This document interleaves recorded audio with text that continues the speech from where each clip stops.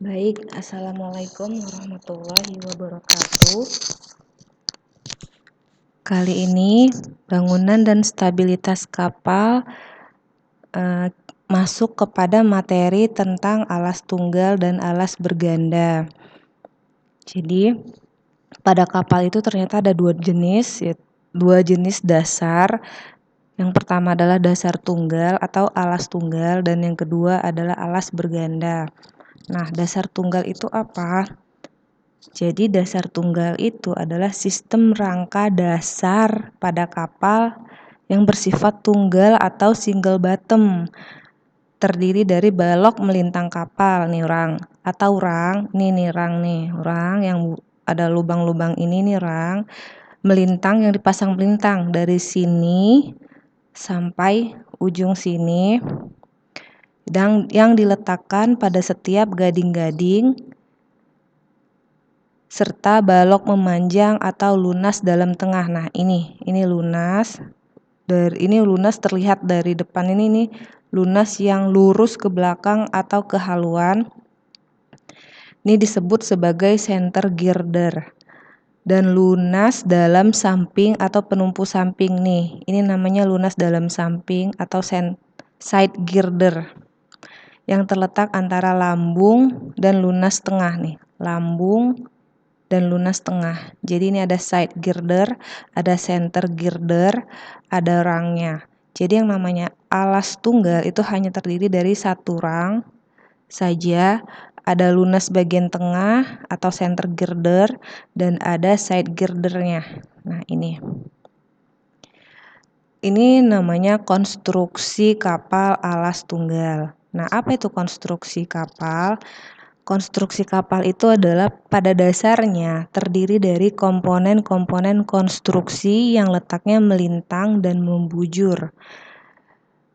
Baik melintang maupun membujur. Kalau dia melintang, dia konstruksinya dilihat dari ujung kiri, lambung kiri atau lambung kanan. Sedangkan kalau konstruksi membujur adalah konstruksi yang dilihat dari haluan hingga buritan. Nah, sistem konstruksi pada badan kapal ini ada 3. Pertama, sistem konstruksi melintang. Kedua, membujur. Dan ada juga sistem konstruksi campuran.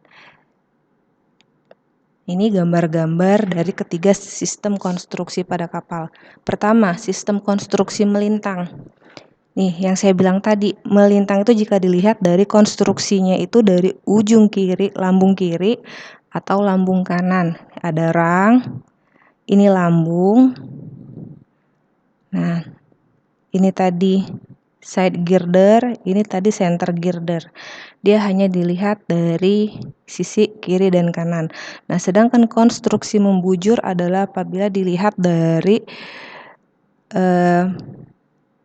tetap dilihat dari tengah kapal, tapi konstruksinya itu nih seperti ini nih. Garis-garis yang ini itu sama seperti rang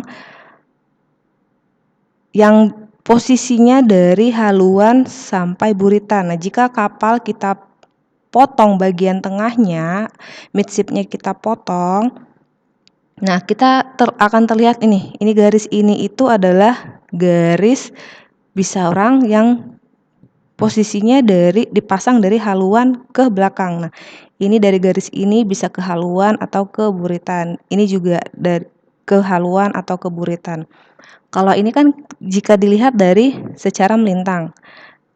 Secara depan posisi melintang memang terlihat jelas. Kalau dilihat secara dari depan, kalau konstruksi membujur akan terlihat seperti ini. Nah, dan kemudian yaitu ada konstruksi campuran. Nah, konstruksi campuran ini adalah kapal yang menggunakan dua konstruksi, baik ada posisi melintangnya, ada juga posisi plat membujurnya. Nah, kalau ini tadi plat melintangnya, nah ini kan plat membujurnya dari haluan sampai buritan. Nah, kalau ini dia dipasang dua. Dipasang juga secara melintang dan juga dipasang secara membujur. Nah, kalau Nah, ini nih garis-garis ini nih garis-garis yang kecil-kecil ini, yang garis ini adalah sama seperti garis ini yang posisinya terletak dari haluan sampai buritan. Seperti itu. Lanjut. Nah, tadi kan dasar tunggal. Nah, sekarang dasar berganda. Nah, apa itu dasar berganda? Bedanya itu adalah dengan alas tunggal. Kalau dia dasar berganda, dia diletakkan lagi alas di atas dari dasar paling dasarnya. Nah, ini dasar kapal diletakkan rang, kemudian ditambah lagi plat tank top yang 9 tank top itu sebagai alas atasnya. Nah, itu namanya dasar berganda. Jadi dia di dasarnya itu di atasnya diletakkan plat lagi untuk sebagai fungsinya ini. Ini fungsinya. Jadi gunanya dari dasar berganda adalah pertama, bila kapal kandas dan mengalami kebocoran, masih ada dasar yang kedap air. Nah, jadi kalau misalnya ini bocor, masih ada dasar yang kedap air. Kedua, dasar berganda digunakan sebagai ruangan muatan cair, baik air tawar, bahan bakar, atau balas. Dan ketiga, dengan air balas membantu mengatur stabilitas kapal. Keempat, fungsi dasar berganda adalah menambah kekuatan melintang kapal. Nah, jadi untuk konstruksinya, ini kan gunanya. Nah, konstruksinya pada dasar berganda itu ada gading-gading. Nah, ini tuh namanya gading-gading nih. Oke. Nah, ini gading-gading. Bukan berarti dasar tunggal tidak memiliki gading-gading ya. Sama, dasar tunggal juga memiliki gading-gading. Tapi ini adalah konstruksi yang saya jelaskan untuk dasar berganda. Ada tank side bracket. Ya. Nih, tank side bracket, ada lempeng samping. Ini lempeng samping nih 3. Ini lempeng samping. Nah, tank side bracket itu ini. Nah, kemudian ada longitudinal. Nah, ini nih, longitudinal tuh dari sini sampai sini nih. Membujur. Nih. Ada penyangga tengah itu 5. Nah, ini nih penyangga tengahnya nih. Ini plat ini nih penyangga tengahnya. Nih. Ya. Ada bracket, ada rang penuh. Nah, kalau dia rang penuh nomor 7. Mana ya? Nggak kelihatan ya. Nanti saya jelaskan. Oh, nih dia nih. Rang penuh tuh ini. Yang dia ada bolong-bolongnya ini namanya rang penuh. Nah, bolong-bolong. Nanti kita jelaskan lagi di belakang ada pengertian tentang gambar full dari rang penuh. Kemudian ada lagi rang terbuka. Nah, ini nih rang terbuka nih, kelihatan nih. Kotak-kotak ini nih namanya rang terbuka. Nah, ini ada plat tank top. Nah, ini diletakkan lagi atasnya ini plat tank top untuk melapisi dasar bawahnya. Oke, lanjut. Nah, bagian-bagian membatasi dasar berganda apa saja? Tadi sudah saya jelaskan di konstruksi ini. Nah, ini penjelasannya. Ada kulit bawah, kulit kapal bagian bawah. Nih, kulit kapal bagian bawah. Ini yang membatasi dasar berganda. Ya. Kedua, ada lempeng samping. Nah, ini tadi lempeng samping tuh ini. Ya. Ini lempeng samping. Nah, ada lagi sekat pelanggaran. Sekat pelanggaran ini kebetulan tidak ada di sini. Nanti akan ada saya jelaskan berikutnya. Sekat pelanggaran itu adalah sekat pertama kali yang ada di haluan. Dari haluan, sekat yang pertama kali terlihat itu adalah sekat pelanggaran. Nanti gambarnya bisa saya jelaskan di belakang slide. Yang keempat ada lajur dasar dalam atau tank top plating. Nah, ini tank top plating tuh ini. Nih. Dan 5, sekat kedap air belakang. Nah, kalau kapal punya sekat pelanggaran atau sekat kedap air paling depan, otomatis kapal juga mempunyai sekat kedap air belakang. Itu sama dengan sekat pelanggaran, dia posisinya, kalau sekat pelanggaran posisinya yang terlihat pertama kali dari haluan. Nah, sedangkan sekat kedap air belakang itu adalah sekat yang pertama kali ada dari posisi buritan, itu namanya sekat kedap air belakang. Nah, ngomong-ngomong tentang sekat kedap, ngomong-ngomong tentang sekat pelanggaran, iya sekat kedap air bagian depan atau sekat pelanggaran. Jadi aturan SOLAS 1974 tentang alas berganda itu harus nih. Untuk kapal yang panjangnya 50 meter dan di bawah 61 meter harus dipasang dasar berganda paling sedikit dari sekat di depan kamar mesin sampai dengan sekat ceruk depan. Sekat ceruk depan ini sekat pelanggaran nih dia. Saya bilang tadi sekat pelanggaran tuh ini. Ini namanya sekat pelanggaran. Nah, dia panjang, kalau untuk kapal di bawah 61 meter, minimal paling sedikit dia harus punya satu dasar berganda di depan kamar mesin. Nih dia, dasar bergandanya. Nah, untuk kapal yang panjangnya antara 61 sampai 76, itu dipasang dasar berganda paling sedikit dari sekat-sekat kamar mesin diteruskan sampai ceruk haluan dan ceruk buritan. Nah, ini saya kamar mesin, paling sedikit ada di depan kamar mesin sampai sekat pelanggaran dan di belakang kamar mesin sampai sekat kedap air bagian belakang. Ya, itu untuk ukuran kapal sekian. Dan ketiga yaitu untuk kapal yang berukuran di atas 76 meter harus dipasang dasar berganda dari ujung sekat pelanggaran sampai sekat ceruk buritan atau sekat kedap air bagian belakang nih. Dia harus dipasang dari sini tembus sampai sini. Baik kamar mesinnya juga harus ada harus ada dasar berganda. Itu ya. Kemudian nih. Letak dasar berganda itu terbentang di sebagian panjang kapal. Tadi sudah saya jelaskan ya. Mulai dari sekat pelanggaran sampai sekat kedap air paling belakang.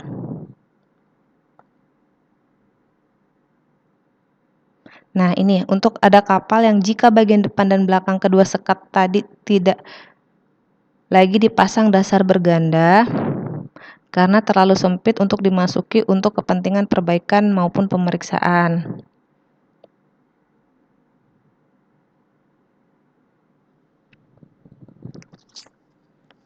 Bagian depan dan belakang kedua sekat itu, jadi bagian depan ini nih, bagian depan ini sekat pelanggaran maupun sekat bagian buritan.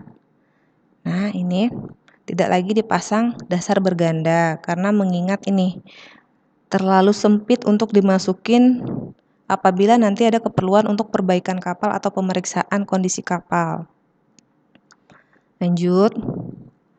Konstruksi alas ganda. Ya, tadi ya udah saya jelaskan. Jadi intinya konstruksi alas ganda itu terdiri dari sistem kerangka melintang dengan rang-rang penuh dan rang-rang terbuka. Atau juga bisa sistem kerangka membujur dengan rang-rang penuh atau rang-rang tertutup. Nah, ini dasar berganda terbagi atas beberapa tangki. Tangki dapat dimanfaatkan untuk menyimpan cairan. Nah, biasanya alas ganda itu digunakan untuk kapal-kapal yang membawa cairan. Biar antara cairan yang satu dan yang lainnya tidak terkontaminasi atau tercampur jika ada kebocoran. Nah, untuk dua tangki dengan jenis cairan yang sama dibatasi dengan satu rang tertutup saja. Tapi jika dua tangki dengan cairan yang berbeda jenis dibatasi dengan dua rang tertutup. Kenapa? Biar kalau seandainya satu rang tertutup saja, kalau terjadi kebocoran bisa mengkontaminasi cairan sebelahnya. Nah, kemudian dengan adanya dua rang tertutup tadi, terciptalah ruangan di antara tangki yang disebut cover dam. Nah, gunanya cover dam itu apa? Nah, cover dam itu adalah untuk menampung cairan dari salah satu tangki yang bocor agar tidak tercampur dengan cairan yang berlainan jenis dari tangki yang bersebelahan. Jadi jika ada dua ruangan yang disekat di tengahnya, nah itu sekat yang di tengahnya itu adalah untuk menampung jika salah satu ruangan yang berisi cairan itu bocor masuk ke ruangan sebelahnya. Jadi dia tertahan di cover dam. Cairan tersebut akan tertahan di cover dam. Yang kedua, untuk penampung keringat yang berasal dari dinding-dinding tangki yang bersebelahan. Nah, fungsinya cover dam juga untuk selain untuk menampung cairan dari salah satu tangki yang bocor, juga untuk menampung keringat yang berasal dari dinding-dinding tangki yang bersebelahan. Jika tangki itu bisa mengeluarkan air, nah ada cover dam yang menampung cairan tersebut. Nah, ini rang. Rang itu kegunaannya apa? Jelas sebagai konstruksi dasar berganda. Bisa juga sebagai konstruksi untuk dasar tunggal ya. Kemudian sebagai penguat konstruksi pada dasar berganda. Kemudian sebagai penopang beban di atasnya. Kemudian untuk membentuk tangki-tangki, baik yang berisi cairan sejenis maupun tidak sejenis. Jadi maksudnya dia menampung tangki-tangki dari cairan di sebelah ruangannya. Kemudian terakhir memperkecil pengaruh permukaan bebas cairan di dalam dasar berganda. Nah, ini gambar rang ya. Ini yang tadi saya bilang, ini rang terbuka nih. Kalau dia rang terbuka dia seperti ini. Nah, ini dia rang tertutup. Rang tertutup ini dia digunakan untuk membatasi sebagai pembatas dari atau sebagai penyambung dari rang-rang sebelumnya, rang-rang sebelahnya. Nah, ini rang penuh. Nah ini dia bulat. Nah, ini rang tertutup. Ya. Nah, kemudian ada lunas. Konstruksi kapal juga ada lunas samping. Lunas samping itu dipasang di lajur samping kapal yang berlunas mendatar. Itu tadi yang sudah saya jelaskan. Kemudian pada perpotongan garis diagonal antara garis lambung dengan perpanjangan luas dengan perpotongan antara garis air dan bidang simetris dengan kulit kapal. Pokoknya lunas samping itu ini. Kalau kita lihat di gambar, ini lunas samping. Nih, lunas samping nih. Ini lunas tengah, ini lunas samping, ya. Itu saja. Nah, gunanya itu apa? Guna lunas itu apa? Yaitu mengurangi frekuensi ombak. Jadi dengan adanya lunas samping, maka hambatan terhadap air makin besar.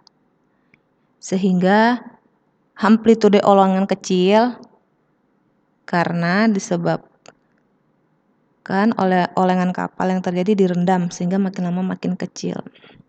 Jadi pokoknya intinya adalah mengurangi frekuensi ombak. Semakin jika kapal itu punya lunas samping, dia akan dapat meredam ombak yang datang sehingga kapal itu tidak mudah oleng secara kuat. Jadi itu pokoknya dia untuk meredam ombak yang datang agar kapal tidak terlalu oleng gitu. Ini saja materi kita hari ini. Tolong dipelajarin. Siapa tahu nanti masuk ke dalam UTS. Saya akhiri. Assalamualaikum warahmatullahi wabarakatuh.